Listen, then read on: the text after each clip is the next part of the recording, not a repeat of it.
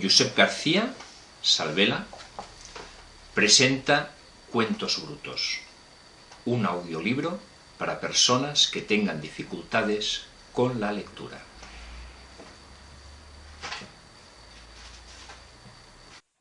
La inverosímil historia de Emilio Nadie.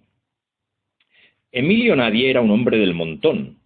Un domingo por la tarde llamaron a la puerta de su casa y unos hombres con uniforme, pistola e insignias de las que había oído hablar, se lo llevaron.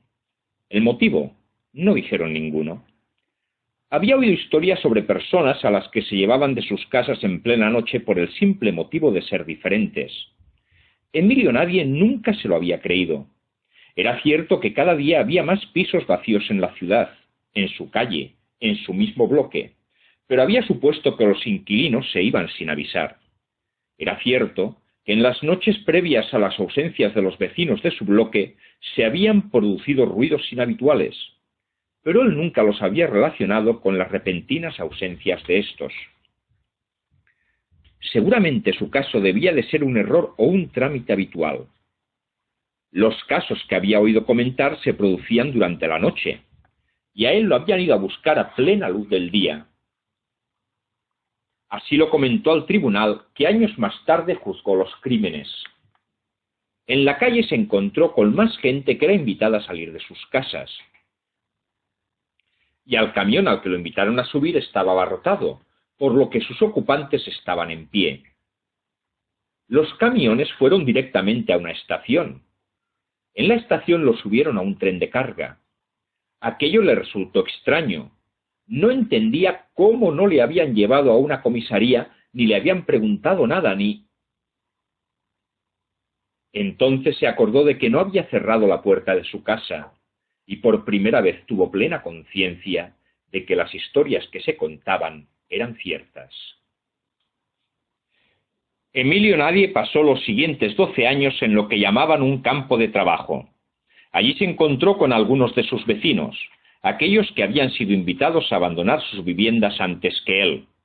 En el campo les obligaban a trabajar en cualquier obra que conviniese al Estado: recoger un campo, construir un pantano, hacer carreteras, enterrar a los muertos. Emilio Nadie pesaba 98 kilos al llegar al campo. Tras 3 meses de estancia su peso se redujo a 75 kilos. Al final de los 12 años, cuando fue rescatado de una montaña de esqueletos a los que daba sepultura, pesaba 53 kilos.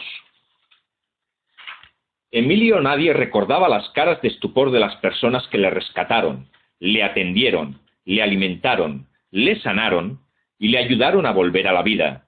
Recordaba cómo grababan con cámaras los paisajes de cadáveres, cómo algunos intentaban conseguir testimonios orales de los esqueletos que se aguantaban en pie y podían pronunciar unas palabras que el ingeniero de sonido recogía con un silencio casi sagrado. Emilio explicó cómo habían matado a su lado a uno de sus mejores amigos por haber puesto 39 clavos en lugar de los 40 estipulados. Explicó las burlas y las vejaciones sistemáticas que hacían de los prisioneros y prisioneras, las torturas a que eran sometidos para mantener el miedo y la obediencia. Explicó cómo habían obligado a una madre a matar a su propio hijo para, posteriormente, obligárselo a cocinar. Emilio Nadie recordaba que lo habían llamado a declarar al juicio en calidad de superviviente. En él se juzgaban los crímenes que había cometido el Estado totalitario en nombre del bien común. Un día, Emilio Nadie leyó en un periódico que lo que él había visto, oído, vivido, nunca había sucedido. Indignado, escribió al periódico. El periódico mandó un periodista con una cámara. Le volvieron a filmar y él volvió a explicar los horrores. Le preguntaron que si eso era cierto, que dónde estaban los criminales. Nunca se había juzgado a nadie. No habían salido listas con nombres de sentenciados. Sencillamente, los vencedores habían juzgado supuestos crímenes contra la humanidad con motivos propagandísticos. Y para declarar habían llamado a conocidos desequilibrados mentales a causa del prolongado conflicto. Por televisión vio su entrevista. Vio las imágenes de él declarando ante las cámaras del campo. En el reportaje dijeron que los que declaraban eran gentes con trastornos alimentarios, que habían sido cuidadosamente escogidos en un casting. Dijeron que el Departamento de Efectos Especiales y Maquillaje se había lucido en la recreación de los cadáveres, que había sido una buena campaña de propaganda para hacer renegar de antiguos ideales y que la gente abrazase fácilmente las nuevas ideas y la presencia de los vencedores en el suelo patrio. Emilio Navia estaba confundido. Ni él mismo sabía si lo que había vivido era cierto o no. Se empezó a preguntar si lo habría soñado. Pero él sabía que no, que lo había vivido y experimentado como cierto. Emilio Navia escribió cartas a los diarios, a las televisiones, en los foros de la red y en cualquier medio en que hubiese gente dispuesta a escuchar la voz de las víctimas. Pero los pocos que perdían tiempo en responderle le recomendaban, con un cierto deje de burla, que escribiese un buen relato, que se podía ganar la vida como escritor de ficción debido a la imaginación que tenía. Un domingo por la tarde, Emilio Navia oyó una conversación de dos jóvenes. Uno le decía al otro que los efectos de las películas sobre los campos eran muy buenos para su época, pero que cantaban y que estaban desfasados por los nuevos efectos digitales.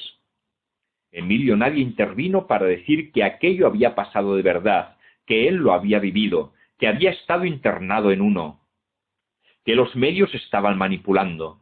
Uno de los jóvenes se disculpó e hizo una llamada por el móvil.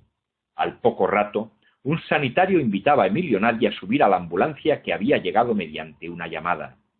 Que no se preocupase, que su caso no era el único.